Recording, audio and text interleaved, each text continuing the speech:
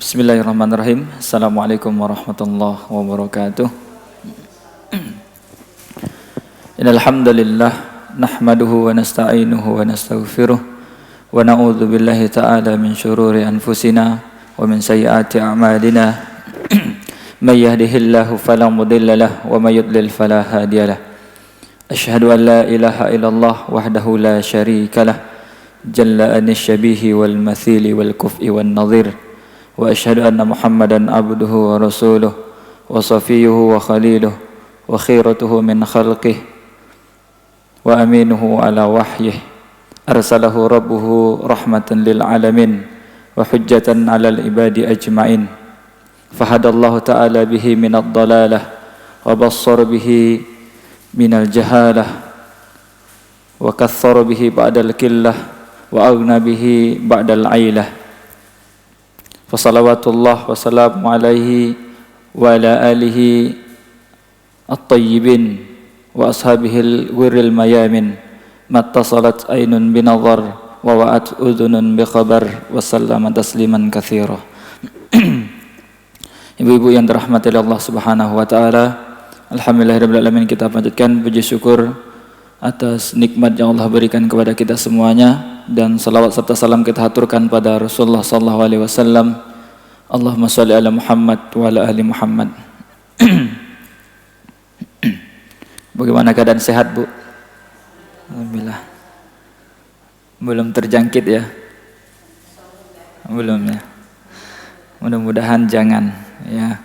Di Jakarta rata-rata setiap kecamatan sudah ada yang terjangkit. Ya, Bu, hampir setiap kecamatan ada, kata Gubernur Anies Baswedan. Banyak orang yang panik dengan corona, ya. Di antara mereka ya sudah tidak mau bertemu dengan orang lain, ya kan? Mengkarantina diri sendiri di rumah. Di antara mereka yang sudah memborong barang-barang di supermarket, ya kan? Ada beberapa giant yang sudah kehabisan. Ada di antara mereka yang sudah tidak mau salaman dengan orang lain, ya, dan lain sebagainya.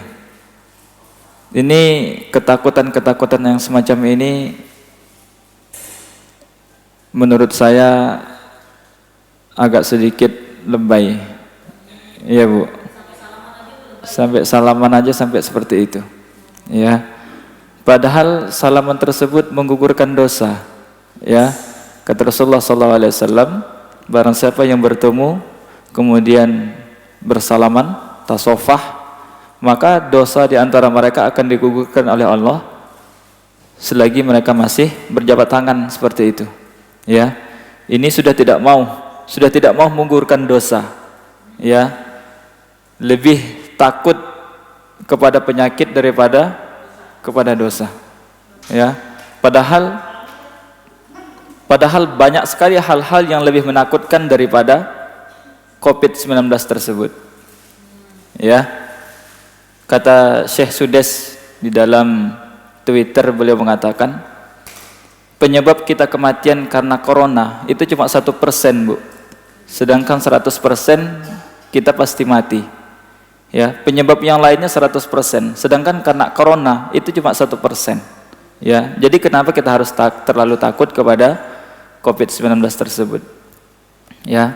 Padahal banyak sekali hal-hal yang lebih menakutkan daripada COVID-19 tersebut, ya. Yang pertama apa, Bu? Yang paling menakutkan dan yang lebih mengerikan daripada hanya sekedar terjangkit virus corona, yakni sakaratul maut, ya.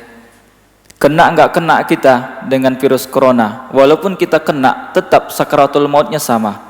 Kalaupun kita ditakdirkan mati dengan mengidap virus corona, tetap sakaratul mautnya sama, ya. Itu hanya wasilah ataupun cara Allah mematikan kita. Namun yang namanya sakaratul maut itu pasti rasanya sama, ya. Walaupun dia mati mungkin dalam keadaan kecelakaan, dalam keadaan berenang, dalam keadaan berkelahi, ya, sedang tertidur dan lain sebagainya, tetap dia merasakan sakaratul maut. Dan sakaratul maut itu ada. Kata Allah Subhanahu wa taala, "Wa ja'at sakratul mauti bil haqq ma kunta minhu tahid." Ya, dan datanglah sakratul maut dengan sebenar-benarnya yang selama ini kalian lari daripada hal tersebut. Ya, dalam surat Qaf ayat 19. Kemudian Rasulullah SAW sendiri pun itu merasakan sakratul maut. Dan luar biasa mengerikannya sakratul maut beliau yang dirasakan, yang diceritakan oleh Bunda Aisyah radhiyallahu anha ketika beliau wafat di pangkuan Bunda Aisyah. Ya, mungkin kita sudah sering mendengar dari asatid kita yang lain bagaimana kisah kematian Rasulullah SAW. Ya, ketika sakratul maut beliau itu di samping beliau ada bejana. Beliau masukkan tangannya ke bejana, kemudian diisapkan ke muka. Begitu terus, ya, masukkan kemudian diusapkan ke wajah. Dimasukkan lagi tangan, kemudian diusapkan ke wajah. Ya. Kata Rasulullah SAW ketika hendak meninggal, beliau mengatakan apa? La ilaha illallah, inna lil mauti sakarat. Tidak ada Tuhan yang berhak disembah kecuali Allah, pasti setiap kematian ada sakarat. Ya. Karena begitu keadaan beliau mengerikan seperti itu, Bunda Aisyah ketika setelah menyaksikan hal tersebut, beliau berkomentar tentang sakaratul mautnya Rasulullah SAW. Apa kata Bunda Aisyah radhiyallahu anha? Kata beliau, "Aku tidak akan pernah iri kepada siapapun yang mati setelah menyaksikan keadaan sakaratul mautnya Rasulullah SAW." Ini membuktikan apa? Siapapun yang mati, kata Bunda Aisyah, walaupun mungkin keadaannya santai, keadaannya tidak tertekan, beliau sedang dalam keadaan santai dan sebagainya, maka pasti sakaratul maut mereka lebih mengerikan daripada sakaratul mautnya Rasulullah SAW. Makanya beliau tidak akan pernah iri kepada orang yang meninggal setelah menyaksikan sakaratul mautnya Rasulullah SAW. Dalam sebuah hadis Rasulullah SAW pernah bersabda yang diriwayatkan oleh Imam Tirmidzi, beliau mengatakan sakaratul maut itu sakitnya ibarat seseorang ditusuk dengan 300 pedang. Ya. Jadi rasanya sakaratul maut itu kata Rasulullah seperti seseorang ditusuk dengan 300 bilah pedang. Itu gambaran Rasulullah SAW ketika beliau menceritakan tentang rasanya sakaratul maut. Ya. Kemudian Umar bin Khattab pernah bertanya kepada salah seorang sahabat Rasulullah SAW yang bernama Ka'ab al-Ahbar, "Wahai Ka'ab, bagaimana keadaan sakaratul maut?" Kemudian Ka'ab al-Ahbar menceritakan, beliau mengatakan sakaratul maut, ya, ibarat sebuah pohon yang penuh dengan duri, kemudian dimasukkan ke dalam tubuh seseorang, kemudian ada pemuda yang sangat kuat menarik pohon tersebut dengan cepat. Jadi seluruh sendi-sendi setiap apapun yang ada dalam tubuh tersebut maka akan terbawa oleh pohon yang penuh duri tersebut tadi. Ya. Jadi rasanya begitu, seperti seseorang dimasukkan ke dalam tubuhnya pohon yang penuh dengan duri kemudian ditarik tiba-tiba. Begitu rasanya sakaratul maut. Kemudian Imam Ghazali beliau pernah berkata tentang sakratul maut, rasa sakit yang dirasakan selama sakratul maut menghujam jiwa dan menyebar ke seluruh anggota tubuh, sehingga bagian yang sedang sakarat merasakan dirinya ditarik-tarik dan dicabut dari setiap urat nadi, setiap syaraf, setiap persendian, dari setiap akar rambut hingga kulit kepala hingga kaki. Jadi setiap mili demi mili tubuh kita itu akan merasakan sakit, seakan-akan seluruh urat nadi dicabut, saraf-saraf kita dicabut, kemudian setiap helai rambut kita dicabut dan lain sebagainya. Begitulah kata Imam Ghazali ketika beliau menceritakan tentang sakaratul maut. Ya. Kemudian ada salah seorang sahabat Rasulullah SAW, ya, bernama Shaddad bin Aus. Ya. Shaddad bin Al-Aus berkata, kematian adalah pengalaman yang paling menakutkan bagi seorang mukmin, ya, baik di dunia ataupun di akhirat. Kematian itu lebih menyakitkan dibanding kita digergaji, ya, lebih menyakitkan daripada tubuh seseorang digergaji atau dipotong dengan gunting, ya, atau direbus dengan periuk dalam periuk. Andai ada seorang yang telah mati diizinkan untuk menceritakan tentang apa yang ia rasakan pada saat menghadapi kematian, yakni sakaratul maut, niscaya mereka tidak akan pernah bisa menikmati kehidupan dan juga tidak akan pernah nyenyak tidurnya selama-lamanya. Ya, kalau ada seseorang yang diizinkan oleh Allah bercerita tentang bagaimana rasanya sakaratul maut, maka senyenyak sekaya apapun dia tidak akan bisa menikmati kehidupan tersebut, dan dia tidak akan pernah tidur nyenyak sejak saat itu sampai dia meninggal dunia. Ya, begitulah gambaran sakaratul maut menurut sahabat tersebut. Ya, itu lebih menyakitkan dan lebih mengkhawatirkan, Bu, daripada hanya terkena COVID-19. Ya kan? Kalaupun kita kena, pasti sakaratul maut itu tidak akan pergi dari kita. Kalaupun kita mati tiba-tiba, sebagaimana yang pernah kita saksikan di video-video, mereka tiba-tiba tergeletak kemudian mati. Jangan kira ketika mereka tiba-tiba mati tersebut, mereka tidak merasakan sakaratul maut. Pasti setiap jiwa akan merasakan sakaratul maut. Namun di antara mereka berbeda-beda, tingkatan sakaratul mautnya berbeda-beda. Secara umum, orang mukmin secara umum itu ketika mereka sakaratul maut, ketika nyawanya dicabut oleh malaikat, kata Rasulullah SAW, itu hanya ibarat air yang dituangkan dari kendi.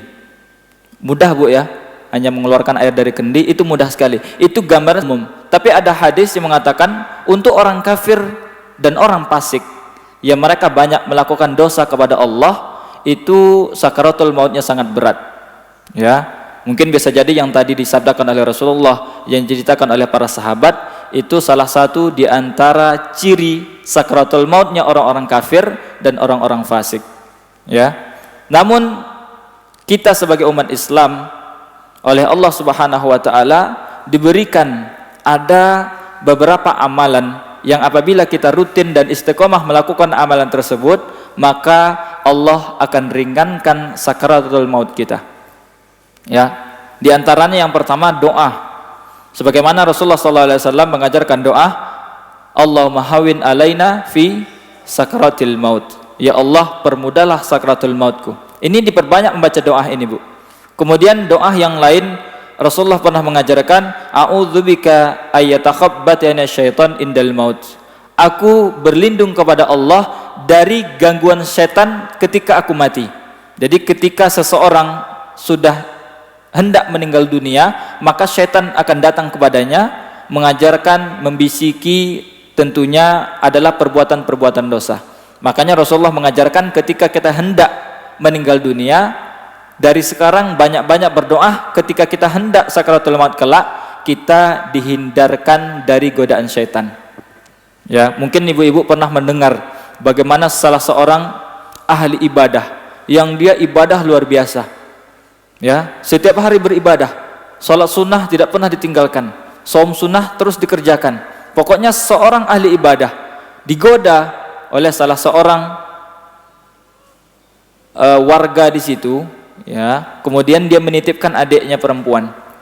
Wahai, ya, ulama, mungkin syekh atau ustadz, ya. Wahai syekh, saya menitipkan anak saya. Begitu, ya. Saya nitipkan anak saya karena saya ingin pergi bersafar. Dalam sebuah kisah yang lain, 3 orang pemuda mereka menitipkan adiknya karena mereka ingin berjihad di jalan Allah. Ya, 3 orang pemuda. Kemudian syekh tersebut menerima, ya silahkan ditaruh di kamar yang ada di bawah masjid ini. Jadi beliau tinggalnya di masjid, di bawah itu ada kamar. Karena dia perempuan yang dititipkan tadi, gak bisa kemana-mana. Jadi kalau makan, syekh ini yang ngantarin. Ya, cara ngantarnya gimana? Awal-awal syekh itu nganterin makanan, taruh depan pintu, kemudian keluar. Ya, tiba-tiba ketika si perempuan buka pintu sudah ada makanan. Lama kelamaan keadaannya masih seperti itu. Kemudian digoda sama setan. Ya, wahai, ya, tuan guru misalnya begitu, ya. Enggak sopan lah kalau begitu cara ngasih makan tamu. Ya kan? Ada baiknya diketok pintunya, kemudian ucapkan salam, kasih secara langsung. Ya kan? Itu beberapa minggu setelah itu dituruti. Oh iya juga, ya, gitu, ya. Jadi ngantar makannya sudah nggak kayak kemarin. Kalau kemarin taruh kemudian pergi. Sekarang nggak, ketok pintu, ngucapin salam, tanya kabar, kemudian kasih makan.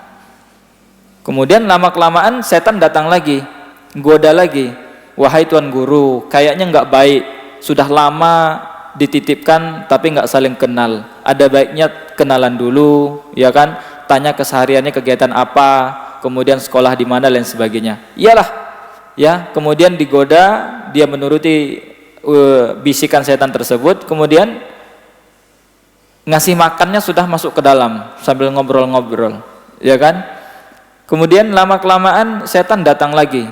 Sepertinya mubazir, ya kan? Ada perempuan di kamar tuan, nggak ada siapa-siapa yang ngelihat. Mubazir sepertinya kalau nggak pegangan tangan, salaman dan lain sebagainya.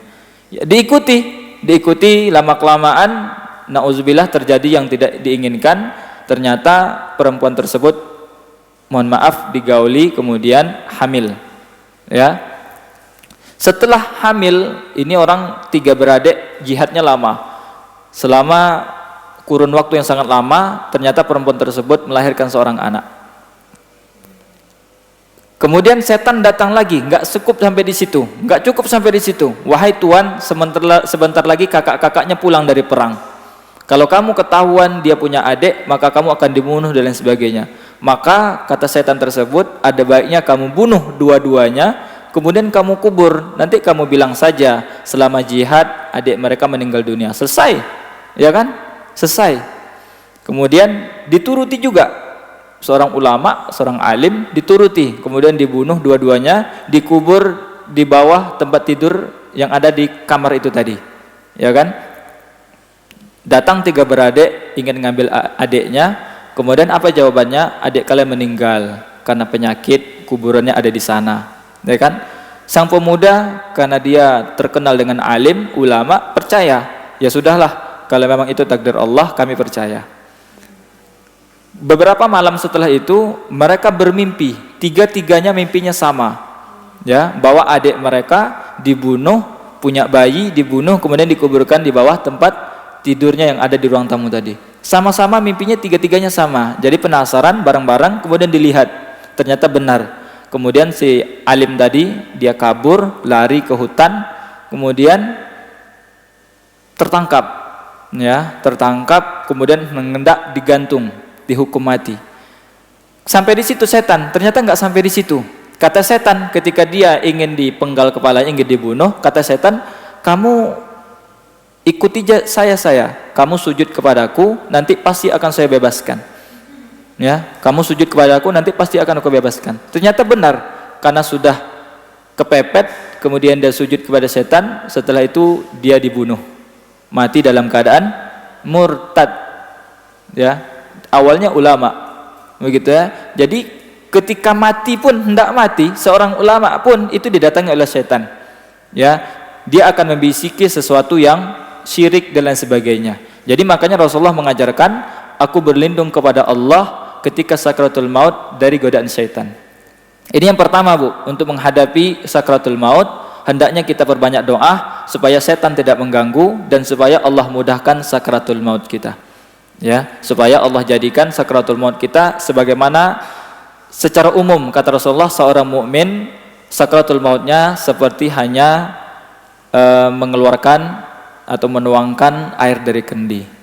Itu yang pertama, banyak-banyak berdoa, ya. Kemudian yang kedua yang diajarkan oleh Al-Quran kepada kita, yakni bersedekah, ya.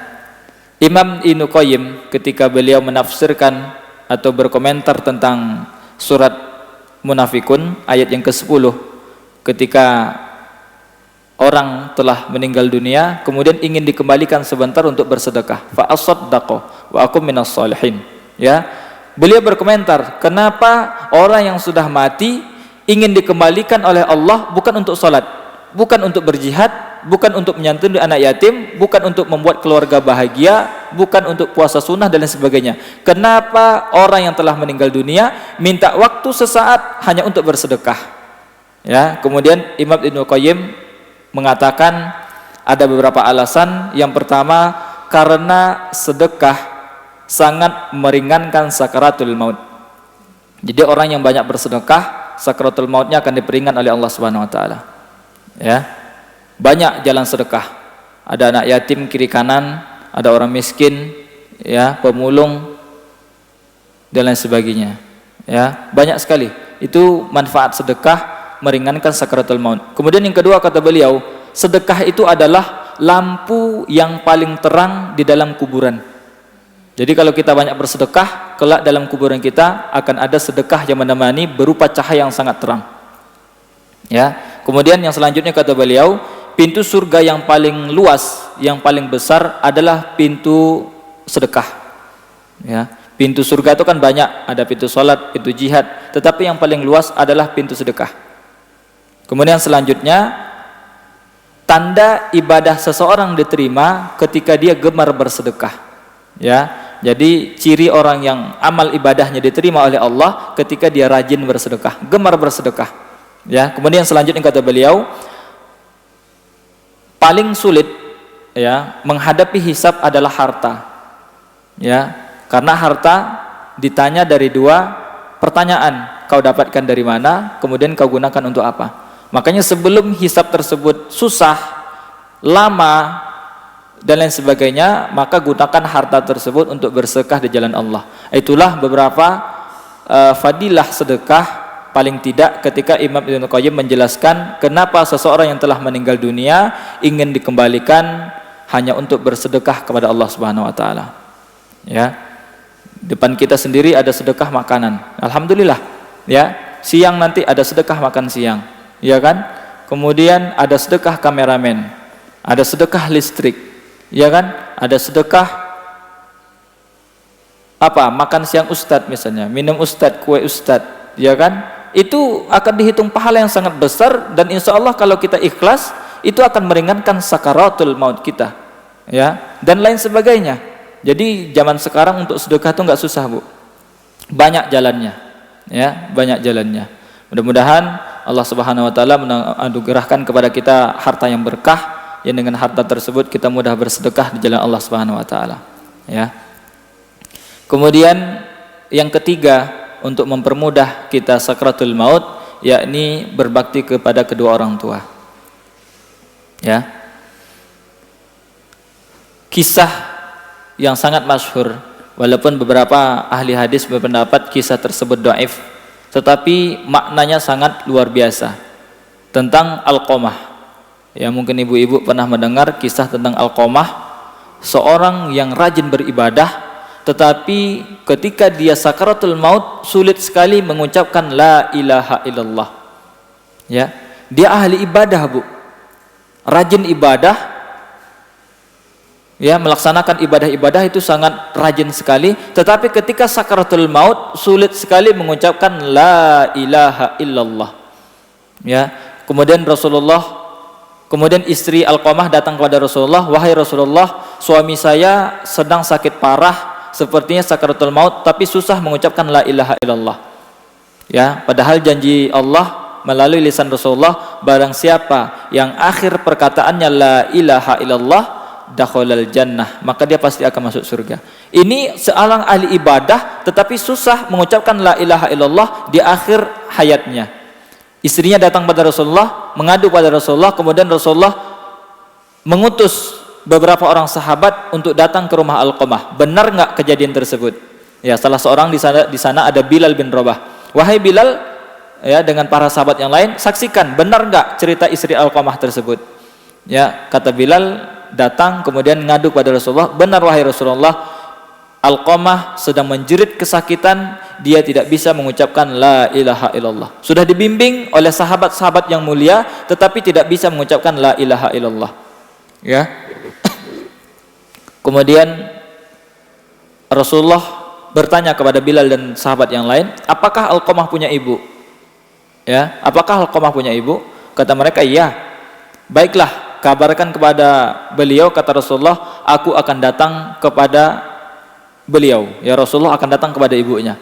Kemudian Bilal dan para sahabat yang lain datang kepada ibu Alqamah, kemudian berkata bahwa Rasulullah akan bertemu dengan anda di rumah anda. Kata ibu Alqamah, enggak, saya tidak akan mungkin didatangi oleh Rasulullah, ya, makanya saya sendiri yang akan datang kepada Rasulullah SAW. Datanglah ibu Alqamah pada Rasulullah, wahai ibu, ya, ibu tahu enggak, begitu ya kalau bahasa kitanya, anak ibu Alqamah yang ahli ibadah itu sekarang lagi susah sakaratul maut. Mengucapkan la ilaha illallah tidak bisa. Ya. Makanya saya minta kepada ibu untuk memaafkan kesalahan Alqamah. Kata ibunya, saya tidak mau untuk memaafkan kesalahan Alqamah karena dia lebih mencintai istrinya daripada saya ibunya. Ya, jadi nggak mau ibunya memaafkan. Kata Bilal, wahai Bilal dan para sahabat yang lain, cari kayu bakar, kumpulkan di tanah lapang, kata Rasulullah SAW. Kemudian ibunya bertanya, wahai Rasulullah, untuk apa kayu bakar? Karena ibu tidak mau memaafkan Alqamah, dia tidak bisa sakaratul maut, maka kami mau membakar Alqamah. Ya, kemudian ibunya mengatakan, demi Allah dan saksi engkau wahai Muhammad dan para sahabat yang lain, saya meridhoi Alqamah. Saya memaafkan Alqamah. Kata Rasulullah, wahai Bilal dan sahabat yang lain, silakan datang, bagaimana keadaan Alqamah? Kemudian kata Bilal, ketika masih berada di depan pintu ataupun masih di luar rumah, Bilal dan para sahabat mendengar bahwa Alqamah mengucapkan la ilaha illallah, kemudian meninggal dunia. Ya. Jadi salah satu untuk mempermudah sakaratul maut kita dengan cara apa, Bu? Ya, berbakti kepada kedua orang tua. Tidak boleh mendurhakai mereka. Ya.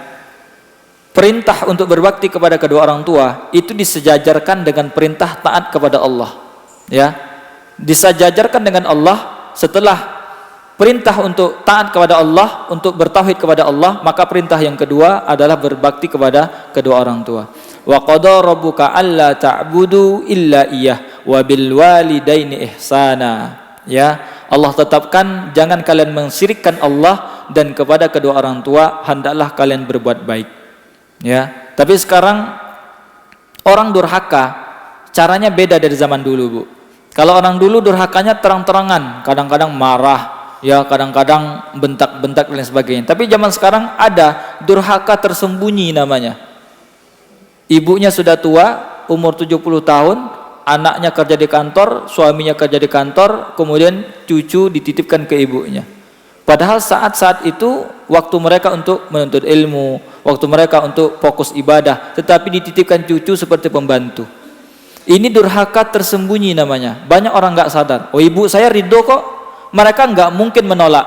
Seorang nenek nggak mungkin menolak untuk mengasuh cucunya, ya kan? Nggak mungkin nolak. Tetapi seorang anak harusnya paham, ya, bahwa umur segitu orang tua kita waktunya fokus ibadah, banyak menuntut ilmu, dengarkan kajian dan lain sebagainya. Jangan kayak pembantu ngurus cucu. Ya, ini salah satu bentuk durhaka di zaman sekarang, di zaman modern gitu ya. Jadi hati-hati ya, walaupun mereka sepertinya baik-baik saja, ikhlas-ikhlas saja, tetapi bukan untuk itu waktu sekarang yang mereka gunakan. Ya, harus kita paham. Kalau mau kerja dua-duanya, ya cari baby sister, ya kan? Tapi yang paling baik seorang ibu hendaklah mengurus anaknya, karena ibu adalah madrasah pertama seorang anak. Ya, jadi paling tidak ada 3 itu tadi, Bu, untuk meringankan sakaratul maut. Ya, mudah-mudahan apabila kita istiqomah mengerjakan 3 tersebut paling tidak, maka insya Allah Allah akan mudahkan jalan sakaratul maut kita. Ya, dalam hadis yang lain, orang yang mudah sakaratul mautnya itu seperti ada rambut yang halus kemudian masuk ke dalam tepung yang sangat halus, kemudian seperti mengambil rambut dari tepung tersebut. Ya, halus sekali. Begitu hendaknya kita sakaratul maut. Halus, ya, mengeluarkan rambut dari tepung. Itu halus sekali, Bu. Ya, mudah-mudahan kita sakaratul mautnya seperti itu. Ya. Walaupun sakit kita keras, walaupun sepertinya kita sedang kesusahan, tetapi apabila sakaratul mautnya ringan, maka ringan. Begitu juga sebaliknya, walaupun hanya terkena virus, terbaring di rumah sakit, diisolasi dan sebagainya, tapi kalau sakaratul mautnya berat, maka akan berat juga yang dia rasakan. Jadi bukan virus corona yang kita takutkan, sakaratul maut kita yang harus kita cemaskan, ya. Karena penyebab kematian bukan hanya virus corona, banyak sekali penyebab kematian, tetapi yang kita khawatirkan, yang harus kita takutkan, bagaimana sakaratul maut kita ketika ajal akan pergi dari tubuh kita. Ya, itu yang harusnya kita cemaskan, Bu. Yang pertama doa, ya. Allahumma hawwin alaina fi siratil maut, atau doa yang tadi yang diajarkan oleh Rasulullah, berlindung dari godaan setan. Ya. Karena walaupun mungkin kita kelihatan baik-baik saja, tapi kalau kita syirik di akhir hidup kita, maka nerakalah tempat tinggal kita, kekal di dalamnya selama-lamanya. Ya. Makanya jangan sampai kita di akhir kalimat mengucapkan kata-kata syirik. Misalnya apa? Tiba-tiba selama ini kita rajin ibadah, digoda oleh setan, tiba-tiba mengucapkan apa? Misalnya, mohon maaf Yesus, ya kan, dan lain sebagainya. Ini apa? Walaupun ucapannya kecil, ya bisa jadi kita menyebabkan kita murtad dari Islam dan kita akan kekal di neraka selama-lamanya karena kita mati dalam keadaan kafir. Ya kan? Itu yang harus kita takutkan. Ya.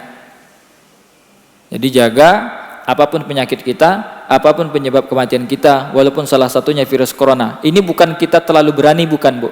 Ya, bukan kita terlalu berani, tapi jangan sampai hanya hal tersebut yang membuat kita sibuk, yang menakutkan kita selama ini. Kan sekarang sudah banyak yang menakut-nakutkan, ya, virus corona dan lain sebagainya. Padahal ahli daripada virus-virus yang ada di dunia, mereka menyatakan bahwa penyebab kematian terbesar itu bukan virus corona. 2 bulan terakhir ketika virus corona masuk, ya kan, baru dari Januari kan, atau akhir Desember, itu 2 bulan terakhir penyebab kematian yang terbesar itu bukan virus corona. Virus corona itu masih ada di peringkat 7, 8, 9. Ya, ada kanker di situ, ada kecelakaan, ada virus HIV, ya kan, ada penyakit-penyakit yang lain, ya kan. Sedangkan virus corona hanya nomor 7 ke atas, ya kan, bukan yang menyebabkan kematian kita yang paling utama, ya kan, dan lain sebagainya. Jadi tetap apapun penyakit kita, amalan-amalan itu harus kita persiapkan, ya kan. Kita rajin berdoa, kita rajin bersedekah, kita selalu berbakti kepada kedua orang tua. Kalau ditakdirkan kita mati dalam keadaan virus corona, ya itu takdir Allah, tetapi kita sudah mempersiapkan amal-amal tersebut, karena itu yang akan membuat sakaratul maut kita dimudahkan oleh Allah Subhanahu wa taala. Ya. Itu yang pertama, Bu, yang kita bahas pada siang hari ini, yakni yang lebih menakutkan adalah sakaratul maut. Yang kedua, yang lebih menakutkan, yakni peristiwa alam kubur. Ya.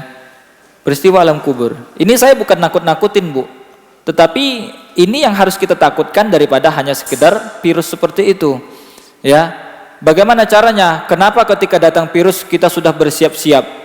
Sedangkan ada alam kubur yang lebih menakutkan, kita nggak persiapkan bekal apa-apa, ya kan? Ini harus kita takutkan. Bagaimana keadaan alam kubur tersebut? Ya, saya bacakan sebuah pendapat dari sahabat radhiyallahu anhu yang bernama Hani. Beliau bekas budaknya Utsman bin Affan. Ya, kebiasaan Utsman radhiyallahu anhu jika berdiri di sebuah kuburan, beliau menangis sampai membasahi jenggotnya. Jadi kebiasaan Utsman bin Affan itu kalau berdiri depan kuburan pasti menangis sampai membasahi jenggot beliau, ya kan? Kemudian ditanya oleh mantan budaknya tadi, yang bernama Hani radhiyallahu anhu.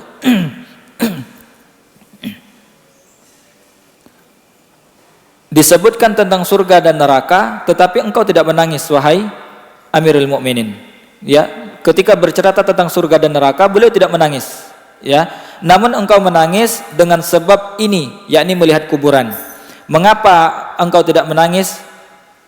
Mengapa demikian? Maka Utsman menjawab, sesungguhnya Rasulullah SAW bersabda, yang artinya kubur adalah persinggahan pertama dari persinggahan-persinggahan akhirat. Bila seseorang selamat dari kuburannya, dari keburukan kuburan, maka setelahnya lebih mudah darinya. Bila seseorang tidak selamat dari keburukan kuburan, maka setelahnya lebih berat daripadanya. Rasulullah SAW juga bersabda, aku tidak melihat suatu pemandangan yang lebih menakutkan daripada kuburan, daripada alam kubur.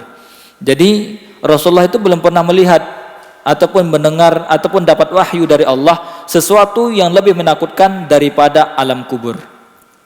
Ya. Ketika Utsman mendengar dan mengingat sabda Rasulullah tersebut, makanya ketika melihat kuburan beliau selalu menangis. Sedangkan ketika bercerita tentang surga dan neraka, beliau tidak menangis. Kenapa? Karena kuburan adalah singgahan pertama bagi manusia.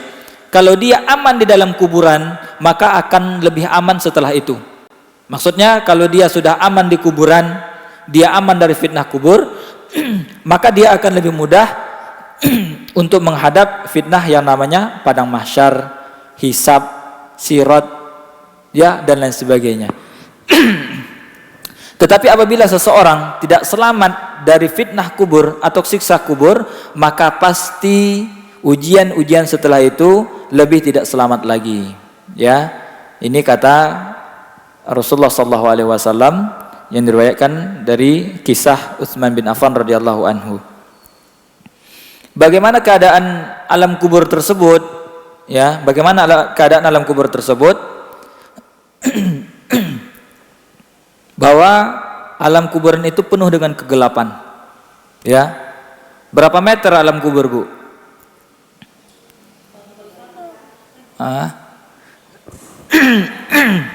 Tidak lebih daripada 2 kali 1 meter lah. Ya, kurang lebih begitu. Ya, tergantung ukuran tubuhnya. Ya. Kalau orang kayak Fir'aun ya sekian meter, ya kan? Tapi kalau kayak kita paling 2 meter kali 1 meter. Kalau bayi lebih kecil lagi, ya. Ada penerangan nggak di situ, Bu? Nggak ada penerangan ya, sama sekali nggak ada ya, nggak ada. Makanya penuh dengan kegelapan. Kata Rasulullah SAW dari sahabat Abu Hurairah radhiyallahu anhu, ada penyapu Masjid Nabawi pada zaman Rasulullah SAW meninggal dunia, ya. Kemudian Rasulullah nggak tahu kalau sahabat tersebut meninggal dunia, tetapi sudah dikuburkan oleh sahabat yang lain, ya. Kemudian Rasulullah SAW bertanya, kenapa nggak beritahu saya? Ya, kata Abu Hurairah, seolah-olah mereka meremehkan urusannya, seolah-olah urusan tadi karena dia seorang penyapu saja, maka seakan-akan diremehkan, nggak dikasih tahu Rasulullah. Tapi Rasulullah mencarinya, kenapa kalian nggak beritahu saya? Ya. Kemudian Rasulullah mengatakan, tunjukkan kuburannya kepadaku. Ya, kuburannya di mana? Ya kan? Lalu mereka menunjukkannya, beliau pun kemudian menyolati wanita tersebut, ya, jenazahnya. Lalu bersabda, sesungguhnya kuburan-kuburan ini dipenuhi kegelapan bagi para penghuninya, dan sesungguhnya Allah Subhanahu wa taala menyinarinya bagi mereka yang salat terhadap mereka. Jadi kuburan tersebut, kata Rasulullah SAW, dipenuhi dengan kegelapan. Jadi tidak ada cahaya, hanya dengan kegelapan dan lain sebagainya. Kemudian ada yang namanya fitnah kubur, ujian ketika kita dalam kubur. Ketika kita baru dimasukkan ke dalam kuburan, maka ada malaikat yang duduk di sebelah kita sejauh mata memandang. Banyak malaikat, ya, banyak malaikat. Kemudian ketika kita dimasukkan ke dalam kuburan, kemudian ditanya oleh malaikat yang menanyakan di dalam kubur. Ya, setelah ditanyakan, kemudian malaikat yang tadi duduk yang banyak membawa jenazah tersebut dipakaikan kain kafan yang sangat harum, dibawa oleh malaikat-malaikat yang sangat tampan, kemudian menghadap Allah Subhanahu wa taala. Setiap langit yang mereka temui, di situ ada malaikat. Kemudian malaikat bertanya, "Ruh siapa ini? Kok harum sekali?" Ya, kok harum sekali? Makanya malaikat mengatakan bahwa ini adalah Fulan bin Fulan, ya, menyebutkan dengan nama yang paling baik menghadap Allah Subhanahu wa taala, ya. Kemudian ya dia diperlihatkan gambaran-gambaran ataupun keadaan surga dia. Kalau dia orang soleh, dibawa oleh malaikat yang tampan-tampan, yang putih-putih, yang harum-harum, dipakaikan dengan kain kapan yang harum. Itu untuk orang-orang yang soleh. Kemudian diperlihatkan gambaran surga bagi dia. Ini kaplingmu kelak di surga, ya. Tapi ada mayat yang lain, dia dibawa oleh malaikat-malaikat yang tidak baik wajahnya, dipakaikan dengan kain kapan yang busuk. Kemudian dibawa kepada Allah Subhanahu wa taala. Ketika malaikat bertanya, "Ruh siapa ini? Kok busuk sekali?" Malaikat tersebut mengatakan, "Ini adalah arwah Fulan bin Fulan," menyebutkan dengan nama yang paling buruk ketika dia di dunia. Ya, kemudian ketika itulah fitnah yang luar biasa yang dihadapi oleh penduduk surga yang tadi jahat, penduduk kuburan yang tadi jahat. Ya, pertanyaannya yang sama-sama kita sudah hafal, Bu. Ya, pertanyaannya sama-sama kita sudah hafal. Jawabannya kita juga sudah tahu. Siapa, Bu? Man rabbuka, ya kan? Wa madinuka, ya. Siapa laki-laki yang membawa wahyu? Ya, jawaban sekarang kita hafal. Tetapi di akhirat kelak di dalam kubur itu tidak berfungsi lagi hafalan kita. Seluruh yang menjawab adalah amalan-amalan perbuatan kita. Ya, kalau kita benar-benar istiqomah melakukan amalan kepada Allah, dengan sendirinya dia akan menjawab, Tuhanku adalah Allah, agamaku Islam, laki-laki tersebut Muhammad SAW, saudaraku adalah orang-orang mukmin dan lain sebagainya. Itu dengan sendirinya, Bu. Ya, walaupun sekarang preman sedang ngapal-ngapal jawaban itu, kalau dia jahat bejat, dengan sendirinya akan lupa. Ya, itulah fitnah yang ada dalam kuburan, yakni berupa pertanyaan. Ya. Kemudian kita juga mendengar atau pernah membaca adanya azab di dalam kubur. Ya. Kalau kata Ustaz Somad, apakah azab di dalam kubur itu bisa menghapuskan dosanya? Ya. Apakah besok ketika masuk neraka azabnya diringankan karena sudah diambil di kubur? Kata beliau enggak, itu cuma DP saja. Ya, DP-nya dalam kuburan. Nanti angsurannya ada di neraka. Gitu ya. Jadi ada azab kubur. Dan banyak sekali hadis-hadis dan orang-orang yang disebut langsung oleh Rasulullah, mereka mendapatkan azab kubur. Ya. Apa perbuatan yang pertama? Namimah. Ya. Namimah itu mengadu domba orang lain. Ya, antara A sama B diadu-adu. Ya, wahai Bapak Pulan, tadi saya mendengar si Pulan mengatakan kalau Bapak ini begitu dan begitu. Kemudian datang lagi ke Bapak yang satu, baik Bapak tadi mengatakan Bapak ini begitu dan begitu. Ya, kemudian si A sama B tadi berkelahi, itu gara-gara namimah atau adu domba daripada orang tadi. Nah, orang-orang seperti ini mereka akan diberikan azab kubur.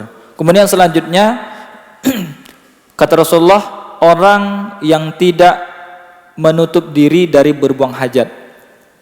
Rasulullah pernah melalui kuburan, kemudian beliau naruh pelepah kurma di atas kuburan tersebut.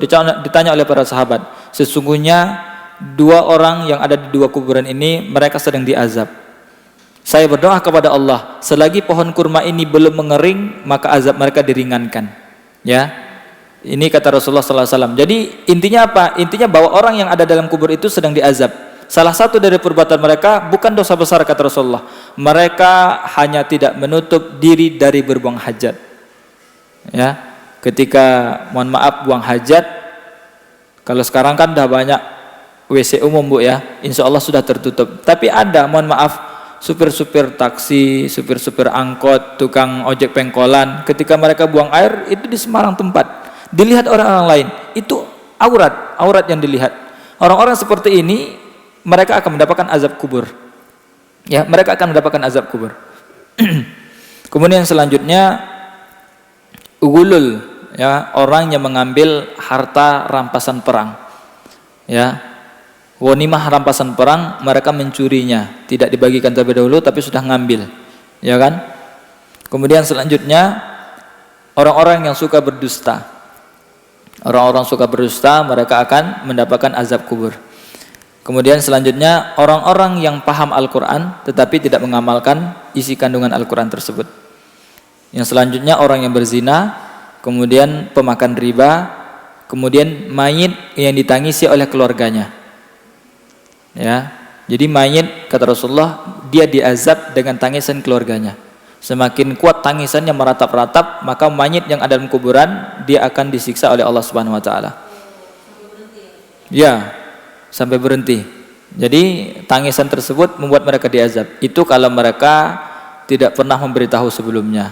Tapi kalau sudah diingatkan jangan menangisi, tiba-tiba keluarganya masih menangisi, wallahu alam. Sepertinya orang seperti ini mereka terlepas dari hukuman Allah Subhanahu wa taala. Karena mayit yang ditangisi keluarganya jika mayit tersebut tidak melarang sebelumnya. Jadi panjang. Jadi tidak ada kata-kata tidak melarang sebelumnya. Tapi kalau orang dia sama-sama tidak paham, ya kan, mungkin dia bapak yang paling disayang anak-anaknya, tiba-tiba anak-anaknya meratap, maka orang tuanya yang ada dalam kuburan dia akan kena azab.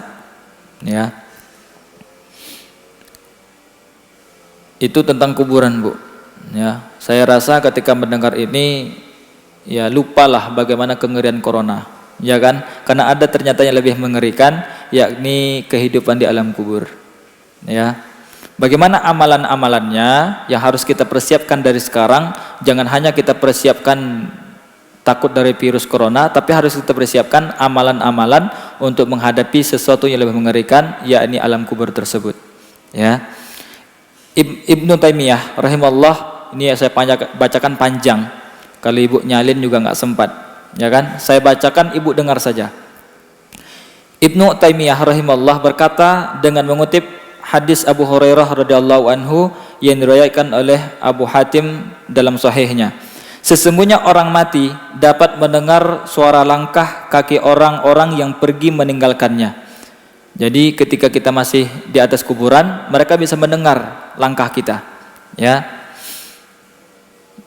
Jika ia seorang mukmin, kalau dia orang yang beriman kepada Allah, maka solat berada di dekat kepalanya. Di dekat kepalanya ada pahala solatnya, ya kan? Puasa berada di sebelah kanannya, zakat berada di sebelah kirinya, perbuatan baik seperti berkata benar, silaturahim dan perbuatan baik kepada manusia berada di dekat kaki. Ia lalu didatangi oleh malaikat dari arah kepalanya, maka solat berkata, di arahku tidak ada jalan masuk. Kemudian ia didatangi dari sebelah kanan, maka puasa berkata, di arahku tidak ada jalan masuk. Kemudian ia didatangi dari arah kiri, maka zakat berkata, di arahku tidak ada jalan masuk. Kemudian ia didatangi dari arah kedua kakinya, maka perbuatan baik seperti berkata benar, silaturahim dan berbuat baik kepada manusia berkata, di arahku tidak ada jalan masuk. Lalu dikatakan kepadanya, duduklah. Ia pun duduk. Kepadanya ditampakkan bentuk surga, matahari, bentuk serupa matahari yang hampir terbenam. Ia ditanya, siapa lelaki ini yang dulu bersama kalian? Apa pendapatmu tentangnya? Ia menjawab, tinggalkan aku ingin sholat. Mereka menyahut, sesungguhnya kamu akan melakukannya, tetapi jawablah pertanyaan kami. Ia berkata, apa pertanyaan kalian? Mereka menanyakan, apa pendapatmu tentang lelaki ini yang dulu bersama kalian? Apa persaksianmu terhadapnya? Ia menjawab, aku bersaksi bahwa ia adalah utusan Allah dan dia membawa kebenaran dari Allah. Lalu dikatakan kepadanya, dengan dasar keimanan itulah kau telah hidup, dan dengan dasar itu kau telah mati, dan dengan dasar itu pula kau akan dibangkitkan insyaallah. Kemudian dibukakan baginya pintu surga, lalu dikatakan kepadanya, ini tempat tinggalmu di surga dan segala yang telah Allah siapkan untukmu. Ia bertambah senang dan gembira. Kemudian dibukakan pintu neraka dan dikatakan, itu adalah tempat tinggalmu dan segala yang telah Allah siapkan untukmu jika kau mendurhakainya. Ia bertambah senang dan gembira. Kemudian kuburnya diluaskan seluas 70 hasta dan diterangi dengan cahaya. Jasadnya dikembalikan seperti semula dan ruhnya dijadikan dalam penciptaan yang baik, yaitu burung yang bertengger di pintu surga. Itu amalan-amalan yang bisa menjaga kita dari malaikat yang akan mengazab kita dalam kuburan. Ruh kita itu berupa burung tapi sedang bertengger di pohon yang ada di surga. Dia sedang melihat-lihat bagaimana keadaan besok tempat dia di surga. Ya, tapi dia juga kuburannya diluaskan seluas 70 hasta. Ya, sangat luas. Kemudian diterang dengan cahaya. Ya, bisa jadi cahayanya tadi salah satunya sedekah. Ya, yang tadi kita sampaikan. Ya kan? Jadi itu amalan-amalan yang harus kita perbanyak sekarang supaya kelak setelah kita meninggal, mungkin salah satu penyebabnya virus corona, ya, tapi kita sudah bersiap bahwa kita sudah siap untuk menghadapi alam kubur. Ya kan? Amalan-amalan seperti itu. Kemudian ada orang-orang khusus. Ya, ini yang secara khusus. Kalau tadi secara umum, ada secara khusus orang-orang yang mereka diselamatkan dari siksa kubur. Ya, melalui hadis-hadis Rasulullah SAW. Yang pertama, orang yang mati syahid. Ya, kata Rasulullah SAW, seseorang lelaki bertanya kepada Rasulullah, bertanya, ya Rasulullah, mengapa kaum muslimin diuji dalam kubur kecuali orang yang mati syahid? Beliau menjawab, cukuplah bagiannya ujian kilatan pedang yang ada di atas kepalanya. Ya, jadi ketika mereka tidak diuji dalam kubur, ternyata ujian mereka ketika pedang sedang berkecamuk. ketika perang sedang berkecamuk, pedang-pedang ada dilintasan di atas kepala mereka, itu ujian bagi mereka. Jadi ketika dikubur mereka tidak diuji lagi. Ya. Kemudian golongan yang kedua, seseorang yang gugur ketika bertugas di jalan Allah. Orang-orang yang sedang bertugas di jalan Allah, kemudian mereka gugur, ya mereka akan mendapatkan seperti orang mati syahid, tidak akan mendapatkan azab kubur. Ya, mudah-mudahan ya orang-orang yang selalu berjuang untuk menegakkan agama Allah, kemudian mereka meninggal dalam keadaan itu, mereka termasuk orang-orang yang tidak mendapatkan azab kubur. Ya. Kemudian yang selanjutnya, seseorang yang meninggal di hari Jumat. Ya, ini kita sudah banyak mendengar bagaimana fadilah orang yang meninggal di hari Jumat. Iya, bebas dari azab kubur. Dalam hadis Abdullah ibnu Amru, Nabi SAW bersabda, setiap muslim yang meninggal pada hari Jumat akan dijaga oleh Allah dari fitnah kubur. Ya, jadi mereka tidak mendapatkan fitnah ataupun azab kubur. Yang selanjutnya, seseorang yang meninggal karena sakit perut. Ya, orang yang meninggal karena sakit perut. Abdullah bin Yasar radhiyallahu anhu, aku pernah duduk bersama Sulaiman bin Sarad dan Khalil bin Uratfah. Mereka menceritakan bahwa ada seseorang laki-laki yang meninggal karena sakit perut. Keduanya ingin menyaksikan jenazahnya. Salah satunya mengatakan kepada yang lain, bukankah Rasulullah SAW pernah bersabda, orang yang meninggal karena sakit perut tidak akan diazab di alam kubur. Dan yang satu menjawab, engkau benar. Ya, hadis riwayat Nasa'i. Wallahu alam, sakit perutnya semacam apa? Ya, tetapi orang yang sakit perut, ya mereka akan terhindar dari azab kubur. Ya. Ya, mudah-mudahan sakit perutnya semacam itu. Ya. Iya, pokoknya orang-orang yang kena penyakit dari perut. Ya, bisa jadi ibu yang melahirkan kemudian meninggal dunia, itu termasuk orang yang meninggal karena sakit perut. Ya kan? Itu tentang fitnah kubur, Bu, alam kubur. Ya. Sekali lagi menurut saya ini juga sangat mengerikan daripada hanya sekedar takut virus COVID-19, ya kan? Kenapa dengan virus tersebut kita persiapan segala macam, ya, tetapi kita melalaikan dari perintah Allah Subhanahu wa taala. Boleh kita takut, boleh kita waspada, tetapi tetap perintah Allah jangan kita tinggalkan. Karena ada orang-orang yang takut, ya, apalagi yang mereka meninggal duluan, orang-orang kafir dulu, mereka enggak takut sama Allah, tapi mereka takut sama virus itu. Ini luar biasa, sangat disayangkan orang-orang seperti ini.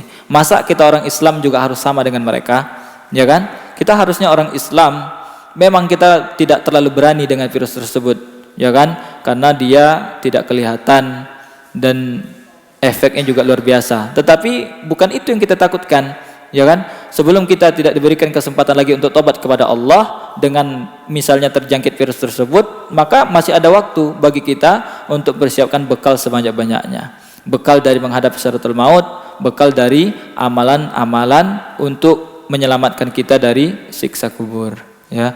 Perbanyak sholat, perbanyak sedekah, perbanyak puasa, silaturahim, membantu orang lain dan lain sebagainya. Ini amalan-amalan paling tidak yang bisa menghindarkan ataupun meringankan azab kubur kita.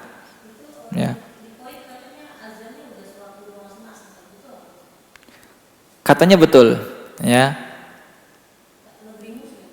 Ya, sebagian ahlul ilmi mereka ketika mendapatkan hal tersebut mereka berkomentar bahwa ketika hujan, ketika terjadi hujan, seorang muazin boleh mengumandangkan sallu fi rihalikum atau fi buyutikum. Kan lafadznya begitu, salatlah di rumah kalian. Mereka mengambil kias bahwa ketika hujan saja maka diperbolehkan dan dipersilakan untuk salat di rumah, apalagi ketika virus sedang melanda. Ya, sebagian ahli ilmi mengatakan seperti itu, Bu. Jadi boleh saja salat di rumah. Tetapi kita kan sekali lagi yang kita takutkan bukan terjangkit virusnya. Banyak sekali pahala yang kita dapatkan ketika kita berangkat sholat berjamaah ke masjid, ya kan? satu langkah kita menghapuskan dosa, satu langkah yang selanjutnya meninggikan derajat. Ya kan? Salat tahiyatul masjid dapat pahala. Ya kan? Berjabat tangan dengan orang lain dapatkan pahala dan menggugurkan dosa. Salat berjamaah 27 kali derajat daripada salat di rumah. Ini yang harus kita Yang harus kita renungkan, bahwa bukan itu yang kita takutkan, ya, bukan itu yang kita takutkan. Tapi yang kita takutkan adalah bekal kita ketika kita takut dengan hal tersebut, bekal kita semakin sedikit. Ya kan? Itu yang harus kita takutkan. Kecualinya keadaan sudah parah banget. Ya, sudah parah banget seperti yang ada di Cina dulu, ya, di Wuhan. Itu kan sudah parah banget. Orang nggak boleh keluar rumah. Yang seperti itu menurut saya lebih baik dia sholat di rumah daripada ke masjid. Karena itu sudah sangat luar biasa parahnya. Tapi keadaan kita sekarang, ya, keadaan kita sekarang yang meliburkan kajian, bahkan ada yang mengatakan tidak boleh sholat ke rumah, ibadah di rumah masing-masing. Ini menurut saya ketakutan yang, ya, itu tadi yang lebay, yang berlebihan, ya kan? Selagi keadaan kita masih seperti ini, di jamaah itu belum ada yang terjangkit, ataupun di kecamatan belum ada yang terjangkit, di desa itu belum ada yang terjangkit, maka tetap laksanakan kegiatan-kegiatan seperti semula. Ya, itu hanya pendapat saya mengomentari tentang azan di rumah. Mungkin di Kuwait sudah parah, mungkin, ya, kita husnuzonnya begitu, ya. Tapi di tempat kita belum separah itu, ya. Kalaupun kita misalnya nggak boleh melakukan perkumpulan, silahkan. Jangan kita ke tempat hiburan. Misalnya kantor, kan dari semua penjuru ada orang di kantor, itu ditutup, silakan. Tetapi masjid yang tempat ibadah dan belum ada jemaah yang terkena, dan itu masih orang-orang sekitar situ, ya silakan lanjutkan sholat berjemaahnya. Ya, bersalaman juga seperti itu. Ya, jangan sampai ketika kita tidak mau bersalaman, dosa kita nggak nambah, ketakutan kita doang yang nambah. Ketakutan semakin bertambah, dosa nggak berkurang, kemudian pahala nggak bertambah. Ini kan itu tadi berlebihan, ya kan? Kalau sakit nggak usah ke masjid, diisolasi, dikarantina di rumah, udah cukup, ya. Kalau misalnya dia sudah pilek-pilek, ya silahkan di rumah, ya kan? Kalau dia mungkin sudah arah ke sana. Tapi kalau cuma batuk biasa, demam biasa, ya silakan lanjut ke masjid, ya. Allah alam, itu cuma pendapat saya, Bu, ya. Tapi tetap cuma 1% penyebab kematian kita dari virus itu.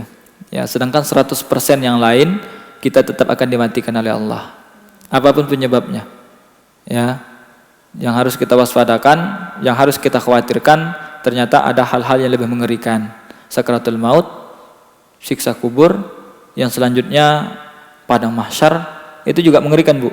Dulu sudah pernah kita jelaskan di bab atau di tema tentang amalan-amalan penyelamat di padang mahsyar. Jadi menurut saya nggak usah dibahas lagi. Ya, 7 golongan. Itu amalan-amalan ketika padang mahsyar begitu dahsyat, ya, matahari didekatkan, banyak orang tenggelam dengan keringatnya, orang lari kocar-kacir ke sana kemari mencari pertolongan, tetapi ada orang-orang, amalan-amalan yang bisa menyelamatkan kita dari kengerian padang mahsyar tersebut. Nah, ini yang harus kita persiapkan, Bu, perbanyak, ya. Kemudian selanjutnya yang lebih mengerikan, hisab. Ya, hisab itu sudah pernah kita jelaskan juga dengan tema dulu. Oh, ini tentang tafsir surat innama yutawaffawna ujurakum yaumal qiyamah. Ya, yang kemarin pembahasan renungan surat Ali Imran surat ketiga ayat 185. Ya kan, Bu? Ya, jadi tinggal dilihat saja, ya, bagaimana kengerian hisab tersebut. Satu orang setiap detik umur dia dipertanyakan di hadapan Allah. Setiap sekecil apapun harta dia akan dipertanyakan di hadapan Allah, akan diminta pertanggungjawaban oleh Allah. Ya, semua yang dia miliki, umur yang dia punya, yang dia habiskan, semuanya akan dimintai pertanggungjawaban di hadapan Allah Subhanahu Wa Taala. Ya, kemudian lamanya luar biasa. Ada di antara mereka yang lamanya 500.000 tahun hisab, ya kan? Makanya ada di antara mereka yang satu orang ketika dihisab dia mendapatkan 70 lembar catatan, sedangkan satu lembar luasnya seluas mata memandang. Itu satu lembarnya. Bagaimana lembar 69 yang lain? Ya kan? Satu lembarnya saja sudah begitu. Makanya wajar setiap detik umur kita akan dipertanyakan di hadapan Allah. Setiap apapun yang kita punya akan diminta pertanggungjawaban di hadapan Allah Subhanahu wa taala, dan tidak ada yang bisa mengelak. Kata Allah, kamu detik sekian, menit sekian melakukan ini. Enggak ya Allah, enggak bisa. Karena seluruhnya menjadi saksi. Bumi yang kita pijak, malaikat kiri kanan kita, anggota tubuh kita, bahkan Allah Subhanahu wa taala yang Maha melihat, Maha menyaksikan, Maha mendengar, dan Maha segala-galanya. Itu menjadi saksi kita kelak, tidak bisa kita mengelak setelah kita dihisab oleh Allah Subhanahu wa taala. Itu mengerikan, Bu. Ya. Kalau mungkin sekarang, ya, saya sih belum pernah kita diinterogasi di polisi saja, itu menurut saya luar biasa menakutkannya. Padahal kita masih bisa mengelak, ya kan? Kita bisa aja bohong, saksi mana? Saksi nggak ada. Walaupun interogasinya mungkin sedang marah-marah dan lain sebagainya, tapi kita bisa masih mengelak karena saksi nggak ada, ya kan? Tapi ketika itu kita nggak bisa mengelak. Kalau Allah mengatakan kamu melakukan ini, kita nggak bisa mengelak karena seluruhnya menjadi saksi di hadapan Allah Subhanahu wa taala. Bahkan tangan kita, kaki kita itu menjadi saksi dan akan berbicara di hadapan Allah. Al-yauma nakhtimu ala afwahihim wa tukallimuna aydihim wa tashhadu arjuluhum bima kanu yaksibun. Pada hari ini mulut mereka dikunci, tidak bisa memberikan alasan. Apa yang akan berbicara? Tangan dan kaki mereka. Seluruhnya akan menjadi saksi atas apa yang kita perbuat. Jadi setiap detik kehidupan kita akan diminta pertanggungjawaban di hadapan Allah Subhanahu wa taala. Ya. Ibu-ibu yang dirahmati oleh Allah Subhanahu wa taala, itu ya menurut saya tidak kalah mengerikannya daripada COVID-19, ya kan? Kemudian yang selanjutnya ada hal yang lebih mengerikan lagi, yakni sirat. Apa, Bu? Sirat. Ya.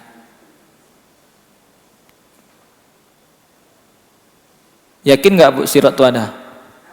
Yakin ada ya? Ada. Ya. Sebagaimana Allah Subhanahu wa taala berfirman dalam surat Maryam surat ke-19 ayat 71, "Wa in minkum illa wariduha kana 'ala rabbika hatman maqdiyya." Dan tidak ada seorang pun dari kalian melainkan akan mendatangi neraka itu. Hal itu bagi Rabbmu adalah sesuatu kemestian yang sudah ditetapkannya. Diriwayatkan dari kalangan para sahabat, di antaranya Ibnu Abbas dan Ibnu Mas'ud radhiyallahu anhuma dari Ka'ab bin Ahbar, bahwa yang dimaksud dengan mendatangi neraka dalam ayat tersebut adalah melewati sirat. Ya, jadi setiap kita, bahkan para nabi sekalipun, mereka akan melewati sirat. Ya, sesoleh apapun dia pasti akan melewati sirat. Ya, tapi ada di antara mereka yang melewati sirat seperti kilatan pedang. Ada di antara mereka yang melewati sirat seperti kedipan mata, cepat sekali. Ada di antara mereka yang seperti cahaya yang menyambar, yang sangat cepat. Ada di antara mereka yang seperti berkendaraan, ada di antara mereka yang seperti merangkak, ada di antara mereka yang duduk yang berjalan dengan pantat itu namanya apa, Bu? Ngesot ya. Ada yang seperti itu, ya. Rasulullah SAW pernah bersabda, kemudian didatangkan jembatan lalu dibentangkan di atas permukaan neraka jahanam. Kami para sahabat bertanya, wahai Rasulullah, bagaimana bentuk jembatan tersebut? Beliau menjawab, licin dan menggelincirkan. Di atasnya terdapat besi-besi penggait dan kawat berduri yang ujungnya bengkok. Ia bagaikan pohon berduri di Najd yang dikenal dengan Sa'dan. Jadi neraka yang sangat luas, di atasnya dibentangkanlah sirat. Dalam hadis yang lain, dia seperti lebih tipis daripada rambut dan lebih tajam daripada pedang. Ya.